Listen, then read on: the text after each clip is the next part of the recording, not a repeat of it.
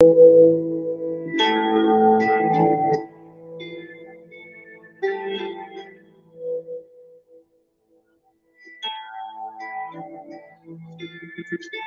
general look at alchemy, written by and presented with permission by Luxemore,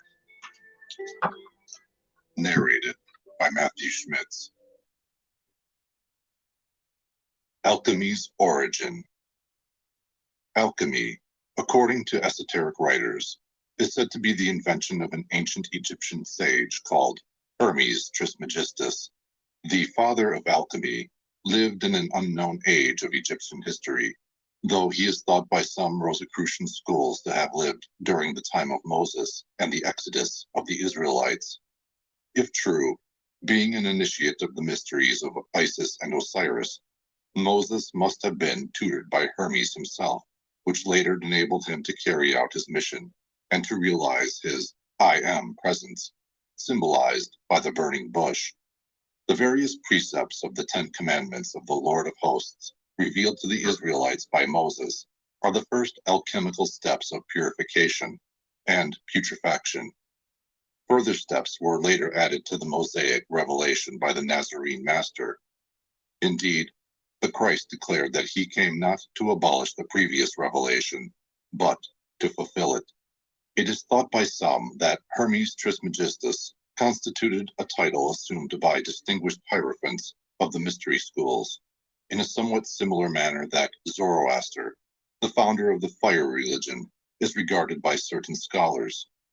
Incidentally, alchemy may also be considered a fire religion, or at least a philosophy, because of its symbology of fire related to the alchemical principles, its prerequisite in the art of transmutation, and to the respect and honor paid to it by alchemists.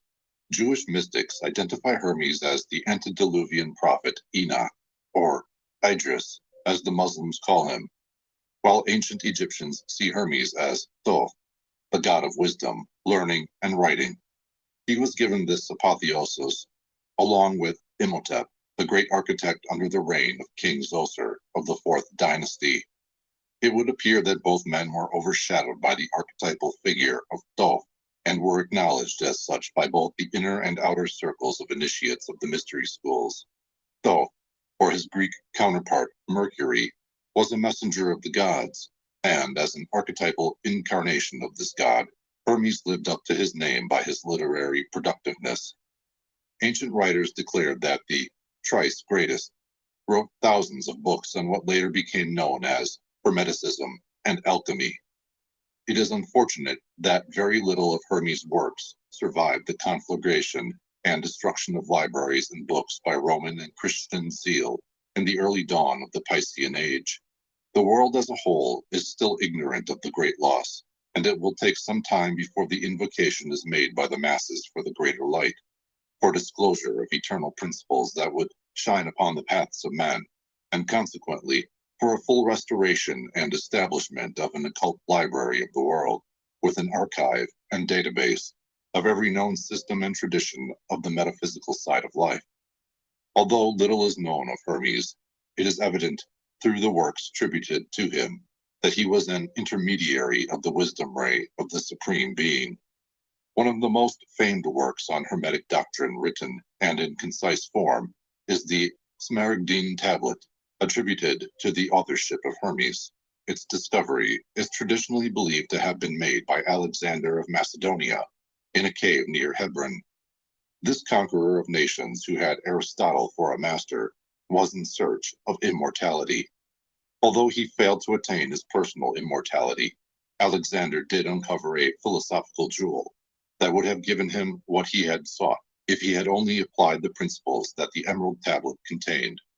Tradition relates that the tablet was wrought out of artificial emerald as a result of transmutation, with the Hermetic doctrine embossed on it. Alchemy, as a philosophy and an art in the Western Hemisphere in the past 2 millennia, existed concurrently in other ancient cultures and civilizations. It was practiced intensely by Hindu yogis and Taoists in India and China. This parallel growth is probably the result of the Great White Brotherhood's periodic presentation of a spiritual method designed for the development of certain types of temperaments and belief framework of those aspirants belonging to a certain era and stage of mankind's collective evolution. Based on this parallel growth of alchemy in the Orient and the regions of the Fertile Crescent, suggested to some esoteric historians that alchemy may have had a common origin in that sunken continent, Atlan, or Atlantis, as it is more generally known. Esoteric tradition declares that a handful of the Atlantean root race survived the submergence of the land and transmigrated to Egypt, China, and the Americas. It is reasonable to assume that they brought with them their sciences, art, and culture, which influenced the inhabitants indigenous to the regions where they settled. This would explain the similarities in the traditions and beliefs of native cultures to be found both east and west. Principles of alchemy are the principles that nature herself works with, and thus alchemy, scientifically, existed in the inner planes long before it was brought down to the earth plane by master teachers. A study of nature's mysteries would reveal to the discerning student that the higher intelligences, the Elohim, and the great architect of the universe utilized alchemical principles to precipitate the starry bodies out of chaos, out of cosmic root substance, or sunyata, as termed by the Buddhist. Kabbalists believe that Adam was taught by the angels in paradise the art of transmutation to prepare him for his fall and his climb back toward his monad, toward godhood, his involution and evolution from a divine consciousness to divine self-consciousness. There is no general concurrence among scholars as to the origin of the word alchemy. The consensus is that the word is derived from the word chem, the ancient name for Egypt, added to the Arabic article al, meaning the, thus forming the word alchemy. However, Sir Wallace Budge is of the opinion that alchemy comes from the Egyptian word keme, meaning the black powder or ore, which is presumed to be an ingredient in alchemy. No matter where it secured its name, the word alchemy, it would seem, first came into prominence in the mystery schools in Alexandria. Purpose of alchemy. But just what is alchemy, and what role does it play in the promotion of the welfare of mankind? If alchemy has any true value, it must be based upon eternal values, upon the things that support heaven's purposes. In other words, upon God's plan of humankind's becoming into the true Elohimic image of the divine. If alchemy simply had an earthly objective, masterminds of the ages would not have concerned themselves with it.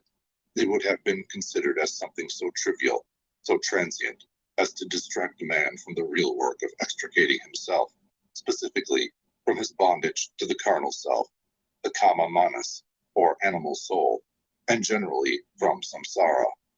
Greed was never the impulse that prompted the invention of alchemy.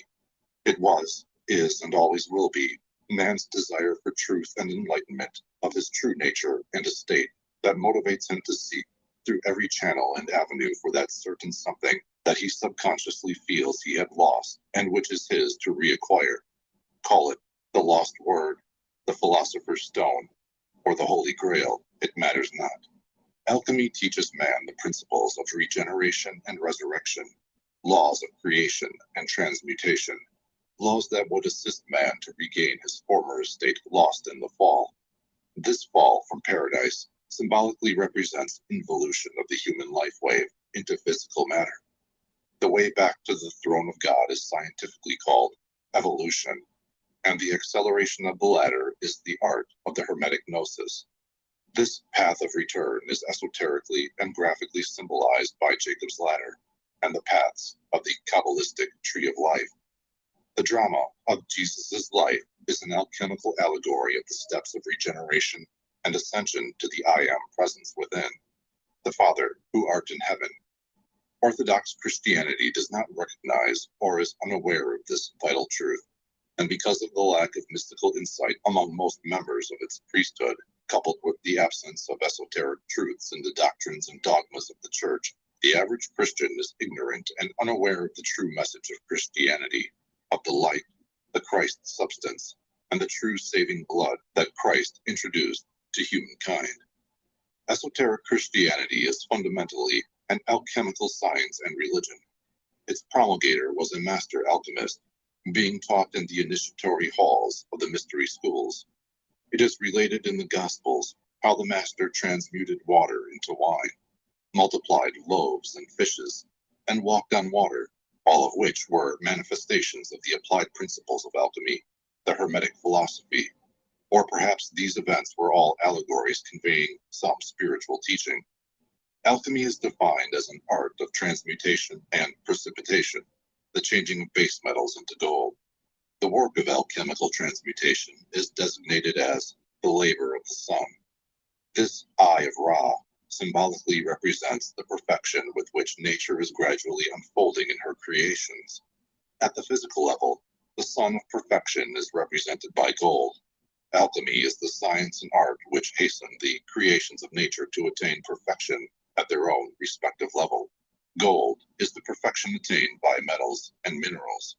Minerals, however, are also following another line of perfection, that of its ability to sustain life and consciousness.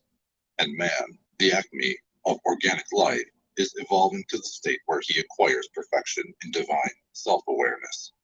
From the above, it can be summarized that alchemy is the art of raising vibrations of an object in order to hasten its development or evolution into a higher expression or state.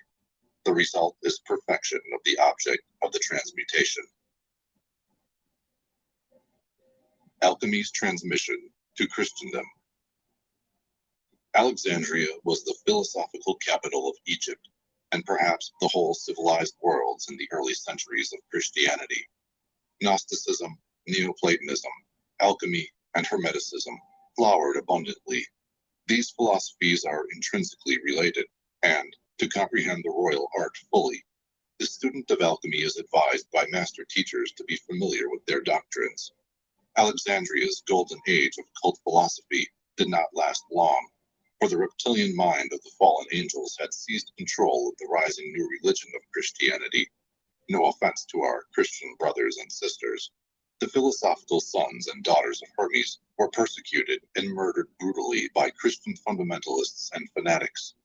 Fear and hatred were aroused among the masses, and the ousting of the so-called pagan religions from the land ensued.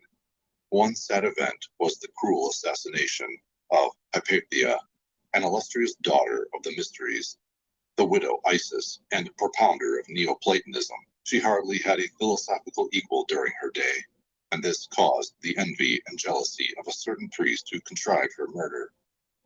During the decline of the Roman Empire, the secret doctrine, or the ancient wisdom, were passed on to the guardianship of the Arabian and Persian mystics. The tenets of occult wisdom were later incorporated into the Muslim faith, with its higher aspects promulgated secretly in the traditional oral manner in certain sects, orders, and mystical groups, such as the Sufi and Dervish orders, and among the community of Druzes in Lebanon and Syria. In the 8th to the 11th centuries AD, in the era of the golden period of alchemic Islamic culture, we hear of eminent names in the field of the royal art, such as Al-Farabi, Razes, Geber, and Avicenna. These men studied the mystery teachings and occult wisdom of the Egyptian and Greek schools. They were most notably influenced by Hermetic, alchemic, and Neoplatonic ideas, and the knowledge that they acquired was synthesized with Islamic and Sufic doctrines. The Sufi adepts produced one of the most beautiful symbols of the spiritual unfoldment and progression, the rose. Its symbolism is comparable to the lotus adopted by Hindu mystics. The Knights Templar was an important link between both East and West, between Islamic culture and the world of Christendom. The alchemical doctrine was passed on by the Sufi adepts to these Knights of the Holy Sepulchre, as the Templars were originally called.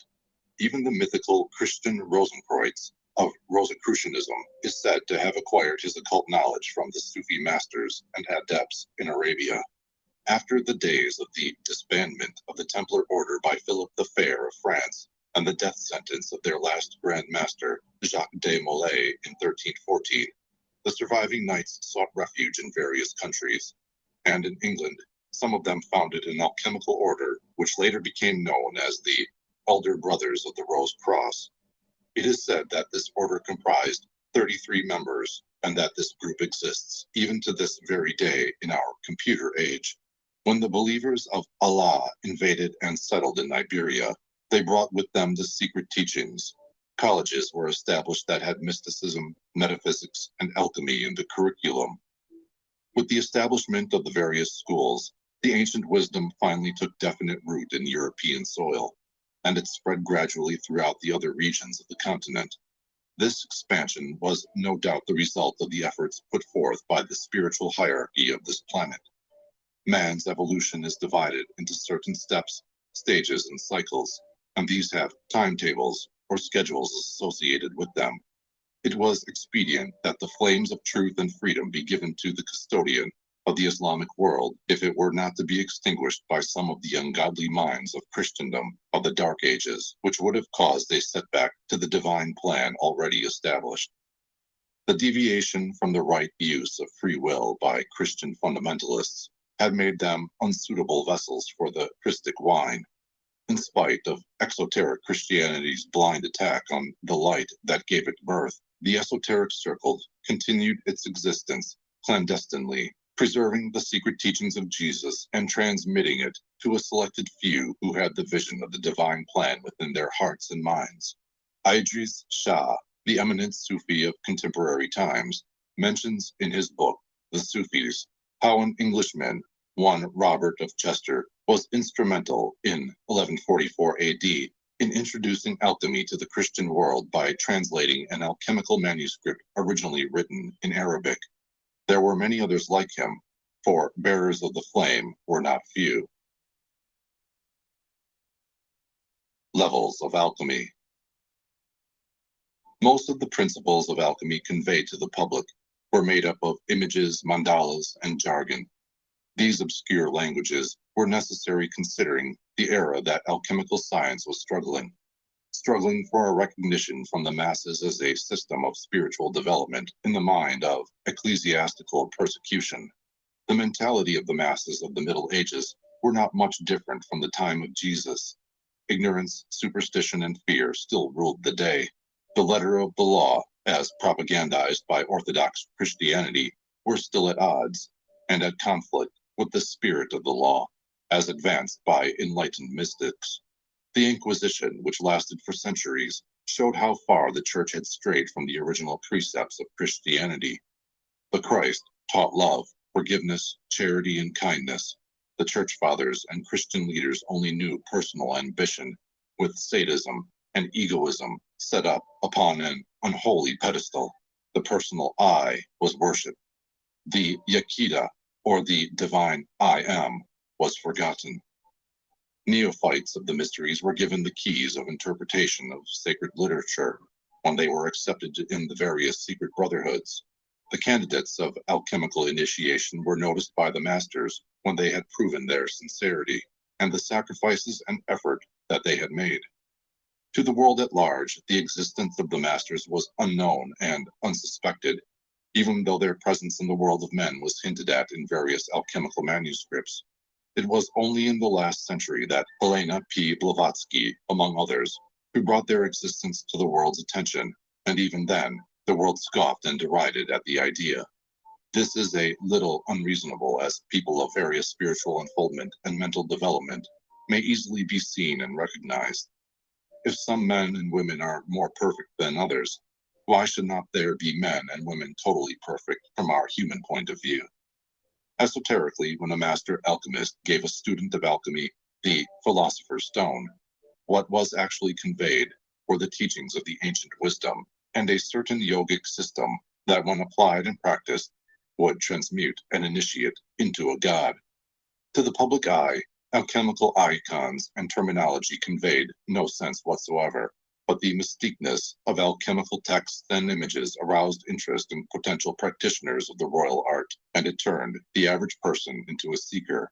This was perhaps one of the intentions of the authors of alchemical manuscripts. Modern chemistry, feeling a little perplexed by alchemical ideas, contemptuously considers her sire as a pseudoscience, in the same manner that astrology is usually frowned upon by the students of astronomy. Modern research will in time change the opinions and prejudicial beliefs of a materialistically inclined science. Already, pioneers of quantum physics are hypothesizing what the ancient wisdom has been teaching for ages. One key to understanding alchemy is to determine the objectives and the subject of transmutation. Without keeping this principle in mind, one would be lost in the alchemical wilderness. Alchemy is categorized into 4 levels. 1. Physical alchemy. 2. Biological alchemy. 3. Psychological alchemy. 4. Transcendental alchemy. Physical alchemy. Transmutation of one substance into another, such as base metals into gold, water into wine, etc., is the physical aspect of alchemy. It is often referred to as the greater circulation. Much charlatanry and quackery became involved with this aspect, and many people were cheated by rascals who claimed that they had in their possession the philosopher's stone that could effect a transmutation of base metals into gold. Human greed knows no bounds. The poor wishes to be wealthy. The rich aims to be wealthier. And with all their efforts, whether successful or not, sorrow and suffering is the karmic result. Aspirants of the ancient wisdom are taught that the world of form is transient, and that one's happiness should not be based upon something that is illusory. Illusions do not last, and they are not eternal. They bind man to a false sense of human limitation. They enslave man to matter by seducing him to indulge in things that hampers the development of the soul. Truth and the real are that which is eternal, and they are to be found in the kingdom of God within us. Unfortunately, most Christians overlook this one of the most important injunctions of the Nazarene Master. The ancient precepts advises us further that the less earthly desires one has, the richer one truly becomes.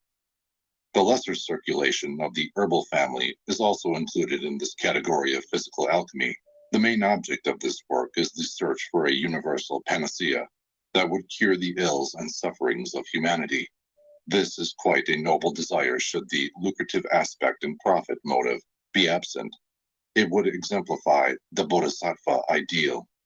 In contemporary times, there are many of those who have claimed to have accomplished a successful transmutation in their laboratories, even teaching the secrets of the art to their ardent followers. Biological alchemy. When alchemists realized they were advancing in age and were no closer to the goal of physical transmutation, they sought a way to stall the process of old age, to regenerate the body, and even to acquire a degree of physical immortality and biological immunity to diseases that humankind is so prone. With such an object in view, they commenced their search for an elixir of life that would prolong their physical existence. At the very onset, the search took them to the field of herbalism, for many plants were believed to possess the traditional virtues of the fabled fountain of youth. The Hindu mystics attribute such qualities to the soma creeper. The Chinese Taoists declare that a certain mushroom that they call long qi has the virtue of regenerating the physical body. The Egyptian god Thoth is also said to have described a life-giving mushroom which conferred immortality. At a later period, however, the discovery was made that the real elixir lied within man himself, and it had to be manufactured via psychobiological means. Briefly, this is the work to be undertaken at the biological level. Psychological alchemy. Psychological or mental alchemy is the science of the development of the mind. Of the 4 lower bodies, the mental sheath is the only one unstructured as yet into an organized body, that is, in most people. In the course of evolution, the mental body will be constituted and coordinated so as to allow the ego and the waking consciousness to function fully in the mental realm. The secret doctrine of H.P. Blavatsky tells us that in the 5th round, the mental body is expected to be fully developed. Mental alchemy accelerates the evolution of the mind. It permits its practitioner to acquire in the 4th round what nature intends humankind to attain in the next, with her somewhat languid process. Mental development entails the development and the refinement of the following abilities, qualities, and faculties. 1. A universal attitude and perspective. 2. Imagination. 3. Concentration. 4. The ability to reason inductively, deductively, syllogistically, analytically, analogically, etc. 5. Mental quietude. 6. Abstract thinking. 7. Divine thinking. 8. Mental receptivity. 9. Visualization. 10. Discrimination or viveka. 11. Detachment or vairagya. 12. Meditation. 13. Mental creation, etc. Before quick progress can be made in developing the above faculties, the mind has to be purged of all the phobias, neuroses, and psychoses that are infecting it. Even the guilts, resentments, and sinful feelings torturing one's consciousness. The aspirant is advised to forgive self, and forgive others. The steps of conviction, contrition, confession, consecration, and communion should be adhered to when one desires spiritual unfoldment. One of the other steps to be taken is the unification of the male and female aspects of the psyche. Psychoanalysis, however, has only touched the outer fringes of the mind with its inner probings. Mental alchemy, like the previous categories, is not considered the ultimate goal of alchemy. They are but stepping stones leading to transcendental alchemy.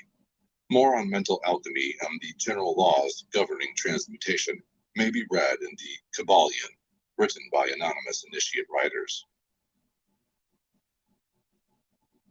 Transcendental alchemy. All things in their natural, unregenerated state are considered dead by alchemists. Man, in his natural state, is in a state of death. Master Jesus voiced this precept when he declared, "Let the dead bury the dead." Transcendental alchemy raises man from the state of nature to a state of grace. The process reunites the sadhaka, the disciple, to the atma, and later to the monad in its full awareness. This is the unio mystica, sought fervently by mystics of all ages. When man unites with the totality of life, he factually unites himself with God, for life and God are synonymous. Unity with Tao, Lao Tse's mystic term for the absolute, results in the realization of one's true identity and reality. The individual who is united with the absolute is a jivan-mukta, a freed being, freed from ignorance, maya, and mortality. Human consciousness expands and embraces cosmic consciousness in this unified state. Figuratively, the drop returns to the ocean, and the spark to the flame, and man's essential divine nature shines forth with the splendor of the sun. This is the destiny of man, to advance into the kingdom of God and be all that God wants him to be. There are various systems of spiritual unfoldment catered to the basically 7 different temperaments of man that leads him to his ultimate goal. Transcendental alchemy is one of these sublime systems. It is essentially yogic in nature. Meditation, concentration, and contemplation are stressed, and the work of the previous levels of transmutation are conducive to its successful outcome. Symbols of alchemy. Since ancient times, symbols have been used to describe something that words were not adequate enough to express. The intellect has its limitations in comprehending spiritual verities. Intuitively, man feels that the forces of nature are intelligently directed. How and why this human mind is unable to explain. Cosmic principles, though inadequately described verbally by prophets of God, finds its inculcation upon the human mind expressively through symbols and signs. Symbols are not restrictive nor exclusive. Minds interpret symbols according to the level of their mental and spiritual development. The child mind interprets a symbol in one way, while the transcendental mind would interpret it in another. Most symbols are taken from nature. Others, invented by man, usually take on the form of combined geometric elements. Examples of the former are the snake, which symbolizes regeneration, the scarabaeus, immortality, mountains, obstacles, etc. Examples of the latter: the Martinist pentacle, the unity of man and omniety; the Egyptian Ankh, life and immortality; the circle, eternity. Symbols have a certain usefulness in transforming the mind.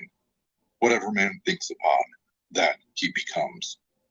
By meditating on symbols or images representing power, love, holiness, and compassion, for example, through mental induction, man unfolds such qualities within his nature. Personally developed symbols are sometimes used as media or communicative exchange between the waking consciousness and the subconscious mind. This is effected by ascribing a certain attribute to a, preferably, invented symbol by repetitious thought and contemplation upon it. For example, the waking mind may ascribe to lightning as a symbol the meaning of danger by constant focus and suggestion upon it until it is absorbed by the subconscious mind. At a later date, when real danger is present, an intuitive impression with the lightning symbol would flash through from the subconscious to the waking mind, thus warning the individual. This method is also applicable to enrich and enlarge upon symbolic dream content, and to induce the subconscious to utilize the newly absorbed symbols, which are non-mystifying to the waking consciousness. Alchemy is very rich in symbolism. The royal art itself is sometimes represented by the pelican and the phoenix bird. The latter was invented by mystics in Alexandria during its heyday, the former by a group of Knights Templar in the British Isles. Alchemical symbols of past ages were designed to reveal as well as to conceal, to stimulate the mind to awaken from its intellectual complacency. Alchemical mandalas describe processes of transmutation, truths, laws, and principles, which are pertinent to an aspirant's spiritual unfoldment, are similarly depicted within mandalas. Such truths were obscured by vague language and inexplicable diagrams for protection from persecution, because truths, for some reason, were, and still are, considered heretical by Christian orthodoxy. In accord with this dire situation, alchemical symbols, as an expedient, took on Christian coloration. Let us examine the following common alchemical symbols. 1. The hermaphrodite. 2. Dragons. 3. The caduceus. The hermaphrodite. Modern psychology has discovered that the human psyche possesses both masculine and feminine qualities. The male and female polarities are present, no matter what our biological gender. One polarity in the human psyche is, however, usually repressed to the background in the id, the subconsciousness, to the detriment of the psychological equilibrium and stability of the waking consciousness. There are hierarchies of development and transformation of both male and female qualities evolving within the psyche. The lowest rung on the female hierarchy is the harlot, later transfiguring into the virgin of the succeeding